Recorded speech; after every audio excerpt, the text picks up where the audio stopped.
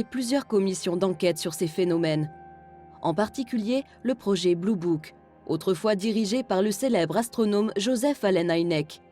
Ce scientifique ne croyait pas aux ovnis, mais au bout de plusieurs années d'études, il a fini par douter, et même par valider la réalité de ces phénomènes inexplicables. À cette époque, les forces armées américaines elles-mêmes sont déjà contraintes de communiquer sur ces affaires très spéciales.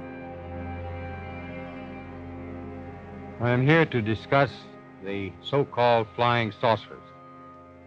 The Air Force interest in this problem has been due to our feeling of an obligation to identify and analyze to the best of our ability anything in the air that may have the possibility of threat or menace to the United States.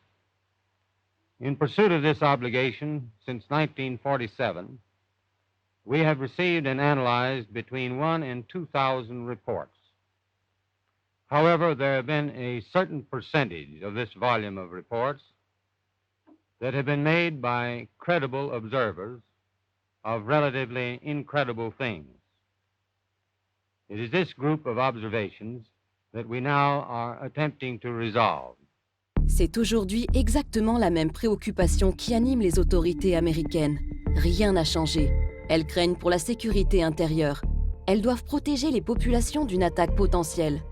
Comme dans les années 50, cette interrogation a motivé l'analyse des images filmées par l'US Navy ces dernières années. C'est même la raison d'être du fameux programme ATIP. Il y a eu beaucoup d'événements rapportés. Et la technologie embarquée à bord des avions s'est aujourd'hui beaucoup améliorée. Ils peuvent prendre des photos de ces phénomènes, et on a d'excellentes photos de ces objets. Sont-ils une menace? J'en sais rien. Mais je sais que nous ne pouvons pas juste détourner la tête et faire comme s'ils n'existaient pas, car ils existent.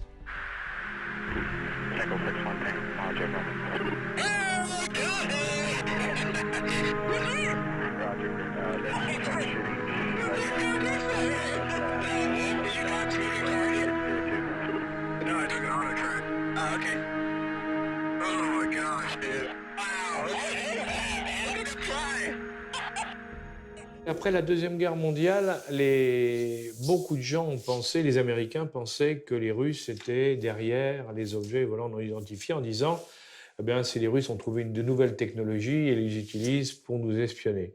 Si c'était un pays, un des pays qu'on cite, les grands pays, si vous voulez, c'est-à-dire les États-Unis, la Russie ou la Chine, depuis le temps qu'il y a eu des incidents, on aurait eu une fuite quelque part qui aurait dit oui, ça correspond à ça.